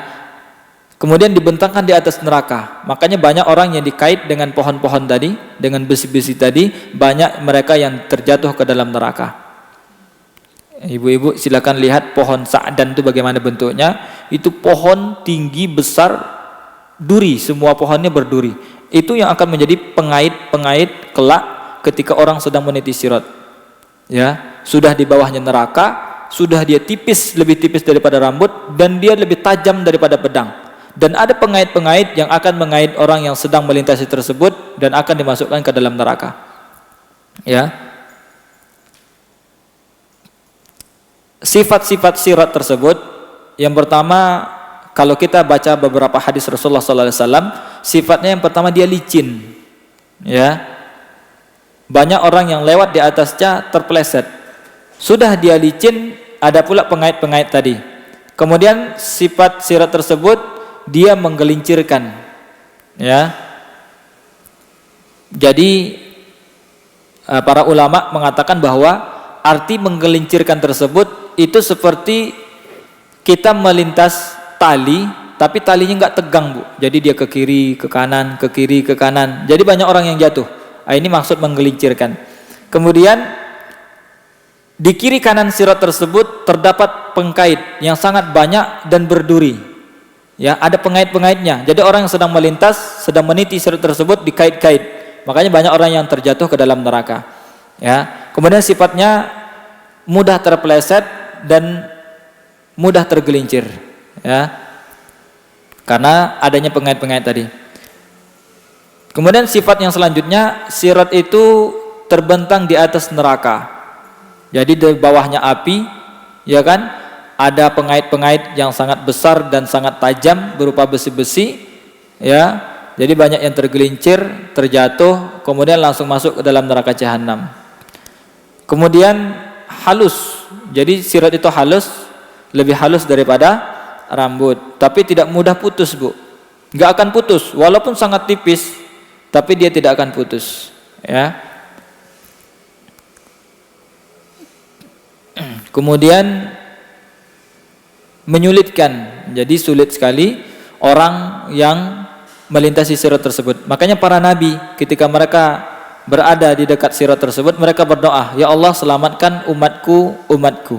Jadi setiap nabi yang punya umat, mereka mendoakan umatnya masing-masing. Dan umat yang paling pertama kelak yang akan melintasi sirat adalah Muhammad, umat Muhammad SAW.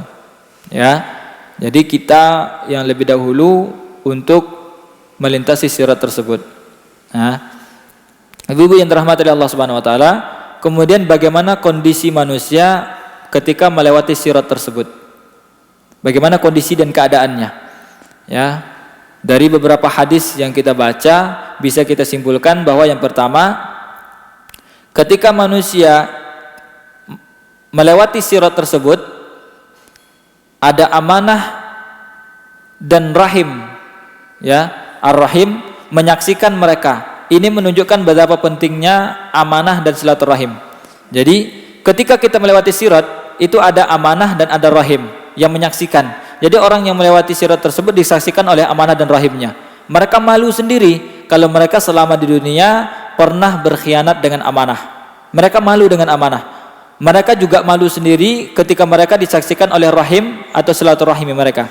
Ketika mereka berada di dunia susah silaturahim, maka mereka akan malu dengan rahim tersebut. Disaksikan oleh Ar-Rahman, amanah dan rahim. Kemudian selanjutnya, kecepatan manusia melewati sirat itu bermacam-macam, ya. Bagaimana yang tadi kita sampaikan, ada di antara mereka yang seperti kilatan pedang, ada seperti cahaya, ada yang berkendaraan, ada yang berjalan, ada yang merangkak dan lain sebagainya. Jadi tergantung dengan amalan dan perbuatan mereka masing-masing. Kemudian sifat atau kondisi manusia melewati sirat, besi-besi pengait baik yang bergantungan dengan sirat maupun yang berada dari dalam neraka akan menyambar sesuai dengan keimanan dan ibadah mereka masing-masing. Jadi yang tadi kita sampaikan, pengait itu ada yang dari neraka ke atas, ada yang dari samping. Ya, dari samping sirat tersebut akan mengait orang-orang yang sedang melewati sirat. Tergantung dengan amalan mereka, ya. Kalau amalan mereka buruk, mereka akan dikait dan dimasukkan ke dalam neraka Allah Subhanahu wa taala. Kemudian kondisi yang selanjutnya, yang pertama kali melewati sirat adalah Nabi Muhammad SAW dan diikuti oleh umat-umatnya. Ya, yang selanjutnya setiap Rasul menyaksikan sirat tersebut, kemudian mereka mendoakan umatnya masing-masing. Ya, Nabi Nuh ketika melewati sirat umat-umatnya, beliau mendoakan umat-umatnya. Ya, Nabi Musa, kemudian Nabi Ibrahim, kemudian Nabi Isa, Nabi Muhammad SAW, mereka saling mendoakan umatnya masing-masing. Kemudian yang selanjutnya, ketika melewati sirat, setiap mukmin akan diberi cahaya sesuai dengan amalannya masing-masing. Ya, sesuai dengan amalannya masing-masing. Jadi ketika melewati sirat sangat gelap, setiap manusia diberikan cahaya sesuai dengan kadar amal mereka masing-masing. Orang munafik ketika sebelum melewati sirat tersebut, mereka juga diberikan cahaya oleh Allah. Orang kafir pun diberikan cahaya. Tapi ketika sampai ke depan sirat, cahaya orang munafik dan orang kafir dipadamkan oleh Allah. Kemudian mereka mendekat kepada orang mukmin untuk meminta cahaya. Orang mukmin menjauh, kata mereka, silahkan cari cahaya sendiri-sendiri. Jadi orang munafik dan orang kafir, mereka melewati sirat dengan kegelapan, tidak ada cahaya sama sekali. Ya. Itu salah satu penolong kita, cahaya. Bagaimana cahaya tersebut paling tidak bisa memberikan atau menunjukkan kalau itu di depan ada sirat. Ya, kalau orang kafir mereka kesusahan. Ya, mungkin wajar sebagian mereka ketika melewati sirat ada yang merangkak karena mungkin sedang megang-megang. Kalau bisa kita halusinasikan begitu. Ya, karena mereka nggak bisa langsung melangkah, mereka nggak punya cahaya sama sekali. Seperti orang berjalan di dalam kegelapan, meniti sebuah jembatan dalam keadaan gelap. Ya, itu bisa kita renungkan bagaimana hadis Rasulullah mengatakan ada di antara mereka yang berjalan dengan merangkak, ada yang berjalan dengan cepat, dan ada yang berjalan seperti berkuda dan berkendaraan. Ya, tentunya orang-orang yang berjalan yang mereka melewati sirat dengan berkendaraan, pastinya mereka yang punya cahaya karena mereka sudah tahu kalau itu jalannya. Tapi orang-orang yang merangkak, orang-orang yang tadi ngesot, mereka enggak punya cahaya karena mereka sedang megang-megang, makanya lambat mereka sampai kepada tujuan tersebut. Nah, kita bisa halusinasikan seperti itu. Ya. Itu yang tadi kita sampaikan bahwa mereka, sebagian dari mereka ada yang punya cahaya. Ya. Kemudian apa amalan-amalan yang harus kita persiapkan untuk mempersiapkan melewati sirat tersebut? Ya, apa saja yang harusnya kita persiapkan? Jangan sampai kita terlalu khawatir dengan apa yang terjadi sekarang ini. Tapi yang harus kita persiapkan, apa amalan-amalan yang harus kita perbanyak untuk menyelamatkan kita ketika melewati sirat kelak? Ya, yang pertama cahaya. Ya, yang tadi kita sampaikan bahwa cahaya itu yang akan memberikan perlindungan dan penyelamatan kepada orang-orang yang beriman ketika mereka berjalan di atas sirat. Sebagaimana firman Allah Subhanahu wa taala, sebagaimana Allah Subhanahu wa taala berbicara tentang hal tersebut dalam surat Al-Hadid, ya, ayat yang ke-13. Bagaimana orang-orang munafik dan orang-orang kafir dipadamkan cahayanya oleh Allah, sedangkan orang mukmin cahayanya sangat terang dan mereka bisa melintas dengan nyaman di atas sirat tersebut. Ya. Kemudian dalam surat Tahrim ayat yang ke-8, ya, itu bercerita tentang cahaya ketika meniti sirat tersebut. Kemudian amalan yang kedua, ya. Jadi cahaya itu adanya untuk orang-orang mukmin. Bagaimana mempersiapkan cahaya tersebut? Ya. Bagaimana cara menyiapkan cahaya tersebut dari sekarang? Allah Subhanahu wa taala berbicara tentang hal tersebut dalam surat Tahrim, surat yang ke-66 ayat yang ke-8, yaitu dengan cara taubatan nasuha. Ya, taubatan nasuha. Allah membuka ayat tersebut dengan taubatan nasuha, kemudian di tengah-tengah ayat tersebut Allah menceritakan tentang cahaya orang mukmin, cahaya orang munafik, dan cahaya orang kafir. Jadi orang mukmin yang punya cahaya untuk melewati sirat dengan cara taubatan nasuha. Ya, ketika mereka berbuat kejahatan-kejahatan dan kesalahan-kesalahan, mereka langsung bertobat kepada Allah Subhanahu wa taala dengan tobat yang sebenarnya.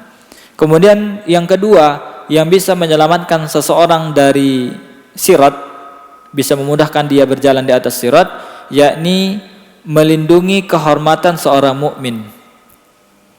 Ya, melindungi kehormatan seorang mukmin. Saya bacakan hadisnya riwayat Abu Daud. Barang siapa melindungi seorang mukmin dari kejahatan orang munafik, Allah akan mengutus malaikat untuk melindungi daging orang itu dari hari kiamat kelak, dari neraka jahanam. Dan barang siapa menuduh seorang muslim dengan tujuan ingin mencemarkan nama baiknya, maka Allah akan menahannya di atas jembatan neraka jahanam hingga orang itu dibersihkan dari dosa perkataan buruknya. Ya, jadi mohon maaf ya, mungkin sekarang lagi memburukkan nama baiknya Habib Rizik Syihab dengan menuduhnya berzina dan sebagainya. Kelak orang-orang yang seperti itu mereka tidak akan bisa melintas sirat kecuali dosa mereka telah dibersihkan oleh Allah Subhanahu wa taala. Sedangkan orang yang menjaga nama baik orang-orang yang semacam itu, mereka akan dipelihara dagingnya daripada api neraka jahanam. Ya, jadi salah satu cara untuk bisa kita melewati sirat dengan mudah dengan cara ya melindungi kehormatan seorang mukmin.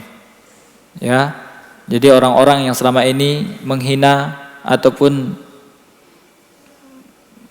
menfitnah nama baik seorang mukmin, apalagi dia ulama, apalagi dia habib, kemudian dia tidak bertobat, ingat tidak akan sampai melewati sirat tersebut sampai dosa kalian dihapuskan oleh Allah Subhanahu wa taala. Ya. Jadi masih ada kesempatan. Mohon maaf, minta maaf kepada Habib Rizik, kemudian beri kesempatan beliau pulang ke tanah air Indonesia. Ya. Beliau orang baik, ya. Zalim, sangat zalim sekali, ya. Nama baiknya dicemarkan, ya, karena mungkin mereka belum tahu hadis ini. Kalau mereka tahu hadis ini mungkin rada-rada takut juga, ya. Itu bagi mereka yang mau mengambil pelajaran. Tapi kan banyak sekarang mereka ngerti hadis, ngerti firman Allah, tapi masih banyak yang melanggar, ya kan? Sekali lagi silakan mohon maaf sebelum terlambat kepada Habibuna Rizik Syihab, ya kan? Kemudian yang bisa menyelamatkan kita dari sirat yang selanjutnya, yakni membantu memenuhi kebutuhan orang lain. Ya, membantu memenuhi keperluan orang lain. Saya bacakan ada 2 buah hadis, ya, dari Anas, bahwa seorang laki-laki datang kepada Rasulullah dan berkata, wahai Rasulullah, siapakah manusia yang paling dicintai oleh Allah?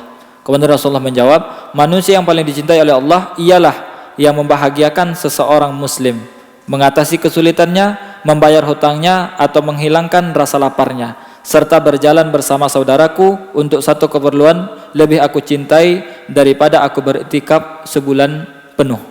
Ya, jadi kita pergi untuk menyelesaikan urusan orang lain itu lebih dicintai oleh Rasulullah daripada beriktikaf sebulan penuh. Hadis yang kedua, dan barang siapa yang dapat menahan amarahnya padahal dia mampu untuk melampiaskannya jika dia mau, maka Allah akan memenuhi hatinya pada hari kiamat dengan keridhaan. Dan barang siapa, di sini, dan barang siapa yang berjalan bersama saudaranya untuk satu keperluan sehingga dia dapat memenuhinya, maka Allah akan memantapkan kedua kakinya pada hari di mana kaki-kaki akan tergelincir, yakni di atas sirat. Jadi barang siapa yang memudahkan urusan orang lain, kelak Allah akan kuatkan kakinya untuk berjalan di atas sirat Allah Subhanahu wa taala. Ya, hadis riwayat Al-Asbahani dan Ibnu Abi Dunya. Jadi itu amalan-amalan yang bisa menyelamatkan kita dari sirat.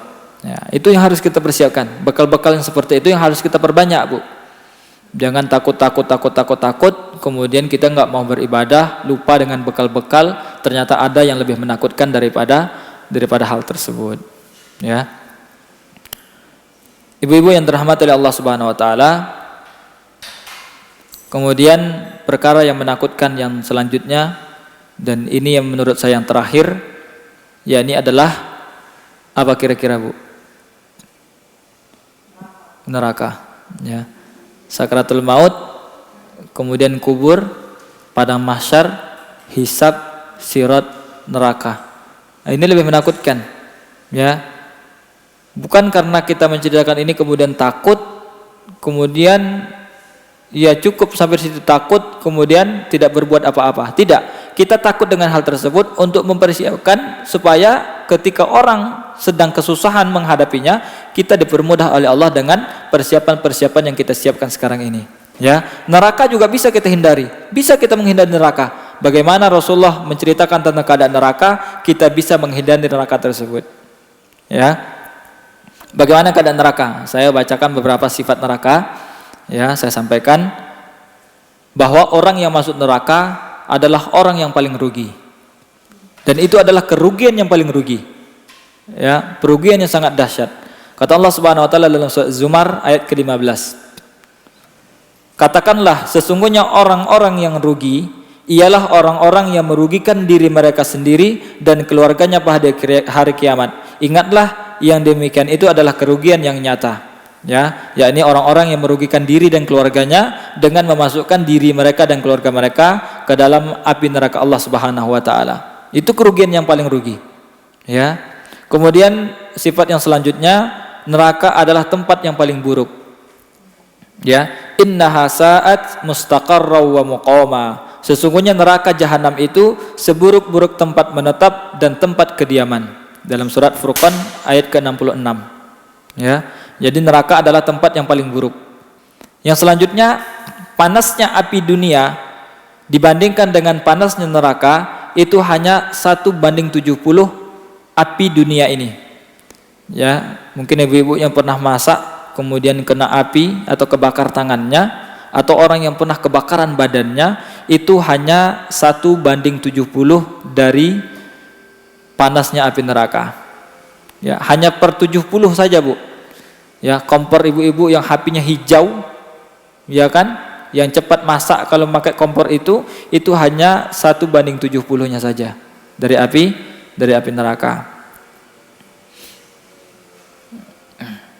Kata Rasulullah SAW dari Abu Hurairah, riwayat Imam Bukhari dan Muslim, api yang dinyalakan oleh Ibnu Adam adalah 1 bagian dari 70 bagian panasnya api neraka jahanam. Ya, 1/70-nya. Kemudian bahan bakarnya apa?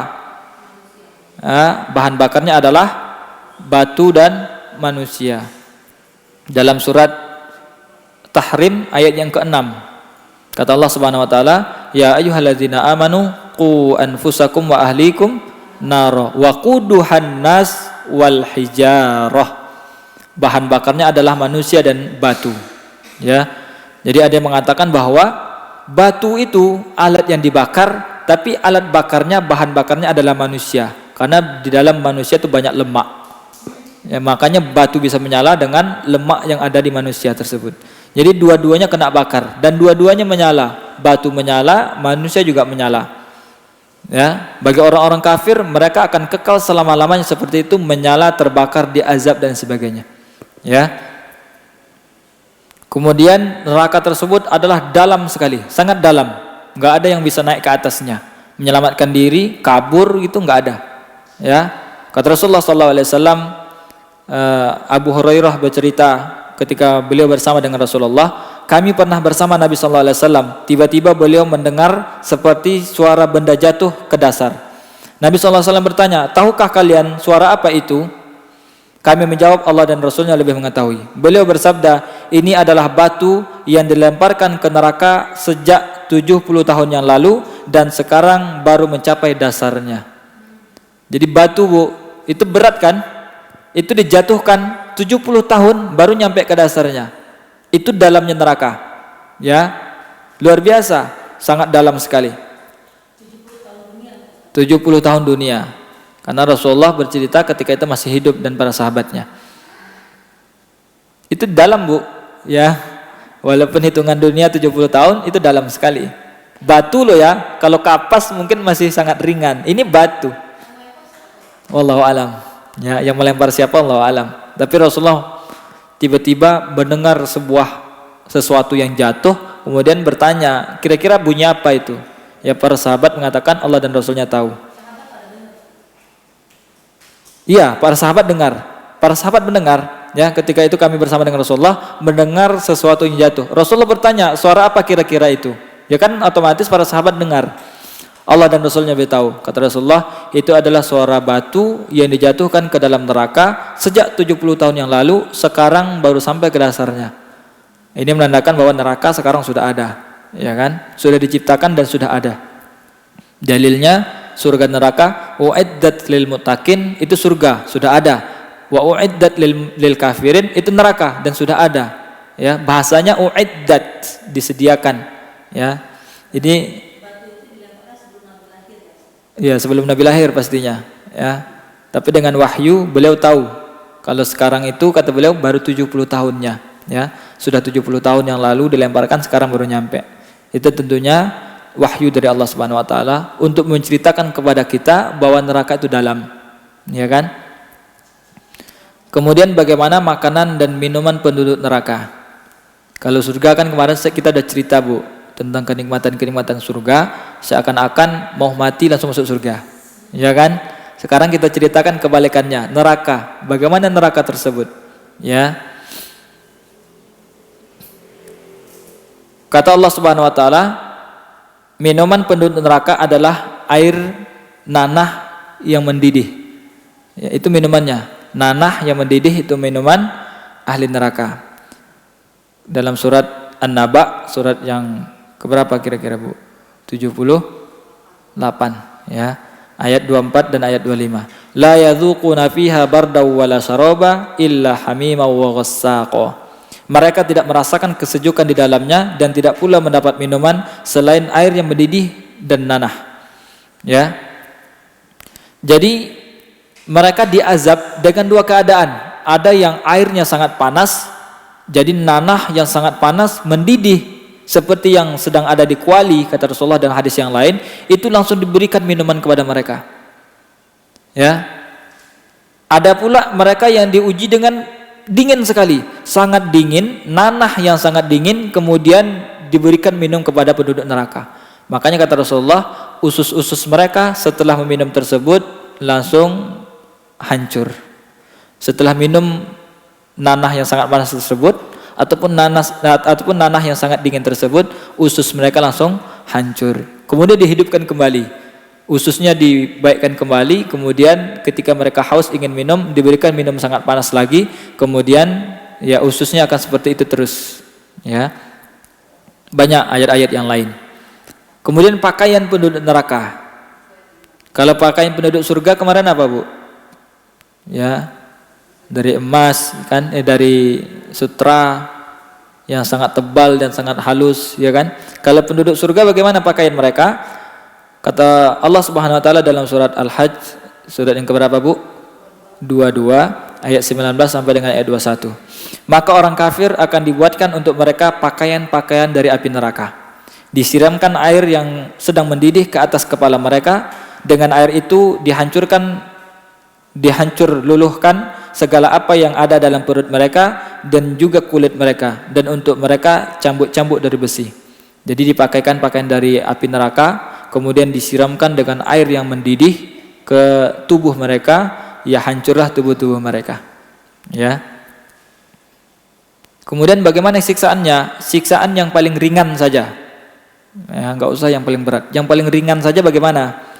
Dari Nu'man bin Bashir rahimahullah, Rasulullah sallallahu alaihi wasallam bersabda, sesungguhnya penduduk neraka yang paling ringan siksaannya adalah seseorang yang memakai dua sendal neraka yang memiliki dua tali, kemudian otaknya mendidih karena panasnya bagaimana mendidihnya air di kuali. Orang tersebut merasa tidak ada orang yang paling siksanya lebih pedih daripada siksa mereka, padahal siksa orang tersebut adalah siksaan yang paling ringan. Pakai sendal doang dari neraka, otaknya langsung mendidih, seakan-akan dia mengatakan inilah siksaan yang paling berat, padahal enggak, kata Allah, inilah siksaan paling ringan. Siapa yang merasakan siksaan yang paling ringan? Siapa, Bu? Paman Nabi. Siapa namanya? Abu Talib. Ya. Penduduk neraka yang paling ringan siksaannya, kata Rasulullah, adalah Abu Talib. Ia memakai dua sandal neraka yang membuat otaknya mendidih karena panasnya. Ya, pakai ke sandal. Dalam hadis yang lain, dia menginjak kerikil kecil dari neraka, menginjak kerikil kecil itu saja otaknya langsung mendidih. Itu siksaan yang paling ringan loh, Bu, ya. Yang paling ringan itu ya. Nah. Orang kafir nggak mungkin seperti seringan ini. Ini cuma Abu Talib saja. Karena Abu Talib ini mengasuh Nabi dan orang yang bahagia ketika Nabi lahir. Orang kafir jauh lebih parah. Ini yang paling ringan, Abu Talib saja. ya. Sedangkan orang-orang fasik yang mengerjakan dosa besar, mereka pastinya jauh lebih berat daripada siksaan ini, ya. Ini juga membuktikan bahwa Abu Thalib itu dijamin masuk neraka, ya, karena di akhir hayat beliau tidak sempat mengucapkan syahadat, ya, karena ada Abu Jahal, ya kan, abu-abu yang lain membisikkan nggak boleh kalau Abu Thalib itu syahadat, nggak boleh masuk Islam, ya. Makanya Abu Thalib mati dalam keadaan kafir, ya, dijamin masuk neraka. Siksaannya sudah tahu seperti ini, ya. Setiap hari pakaikan sendal, mendidih otaknya, kemudian dipakaikan lagi, mendidih sampai selama-lamanya, ya. Bagaimana dengan orang-orang yang lain yang sisaannya berat? Wallahu a'lam bishawab. Banyak sekali ayat-ayat menceritakan tentang azab-azab neraka yang sangat luar biasa beratnya. Kemudian yang selanjutnya, sifat neraka yang selanjutnya, seseorang ketika dicelupkan sebentar saja ke neraka, maka dia akan melupakan kenikmatan yang pernah dia nikmati kehidupan di dunia dulu, ya. Dari Anas bin Malik radhiyallahu anhu, Rasulullah sallallahu alaihi wasallam bersabda, diriwayatkan Imam Muslim, didatangkan penduduk neraka yang paling banyak nikmatnya di dunia pada hari kiamat.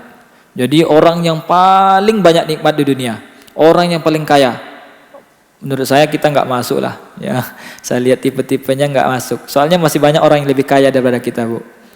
Mereka yang tidak pernah kesusahan, mereka yang selama hidupnya senang terus, didatangkan di neraka kelak, dihadapkan kepada Allah, ya. Lalu ia dicelupkan ke neraka dengan sekali celupan, ya, dicelupkan sekali saja ke api neraka. Kemudian dikatakan kepadanya, wahai anak Adam, apakah engkau pernah merasakan kebaikan sedikit saja? Apakah engkau pernah merasakan kenikmatan sedikit saja? Kemudian orang tersebut mengatakan, tidak, demi Allah wahai Rabbku. Didatangkan pula penduduk surga yang paling sengsara di dunia, ya, penduduk surga tapi di dunia miskin sekali, nggak pernah hidup senang, ya. Kemudian dia dicelupkan sebentar saja ke surga dengan sekali celupan. Kemudian dikatakan kepadanya, wahai anak Adam, apakah engkau pernah merasakan keburukan sekali saja? Apakah engkau pernah merasakan kesulitan sekali saja? Ia menjawab, tidak, demi Allah wahai Rabbku, aku tidak pernah merasakan keburukan sama sekali, dan aku tidak pernah melihatnya dan tidak pula mengalaminya, ya. Jadi walaupun dia sangat senang di dunia, tidak pernah merasakan sedih, tidak pernah punya masalah, ketika dicelupkan satu celupan saja ke dalam neraka, dia lupa seluruh nikmat tersebut, ya.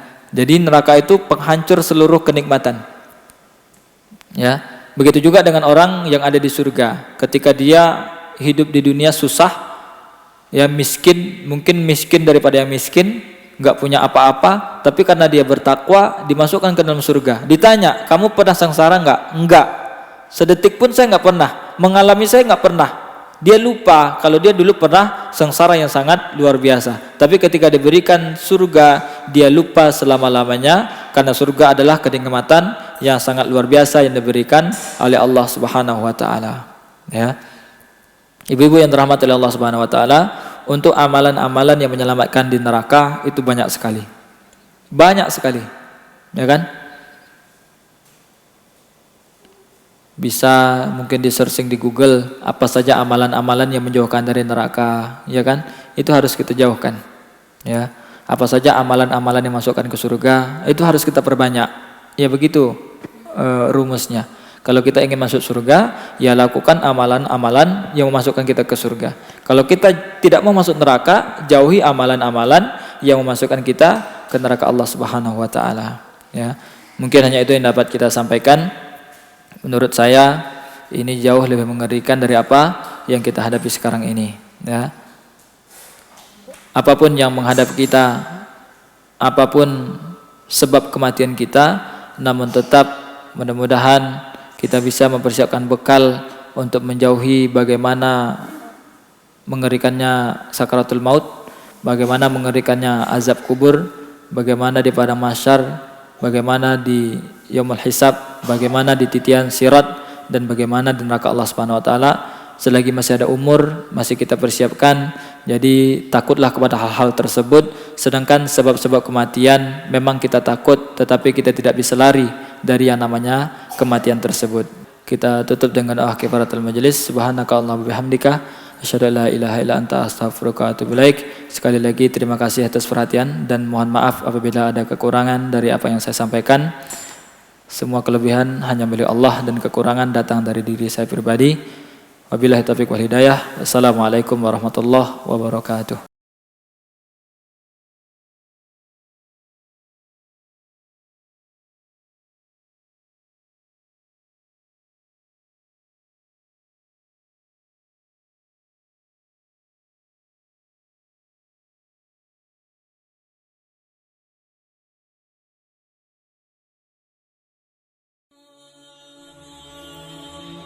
Bantu yuk operasional rumah dakwah Al-Hujah dan terselenggaranya kajian serta dakwah Al-Hujah dengan menjadi donatur tetap setiap bulan berinfak Rp30.000. Dengan infaknya setiap bulan Rp30.000, insya Allah akan membantu dakwah Al-Hujah dan jadikan ini amalan yang istiqomah yang dilakukan terus-menerus atau kontinu. Allah mencintai amalan yang istiqomah walaupun sedikit. Terus istiqomah setiap bulan, jangan berhenti. Karena Allah mencintai hambanya yang istiqomah. Dan insya Allah ini akan menjadi amal soleh jariah dengan menyebarnya ilmu yang bermanfaat. Yuk salurkan amalan istiqomahnya setiap tanggal 3 setiap bulannya melalui Bank Sentral Asia dengan nomor rekening 27660155554 atas nama Dedi Harveni. Dan Mandiri Syariah dengan nomor rekening 71022862999 atas nama Dedi Harveni.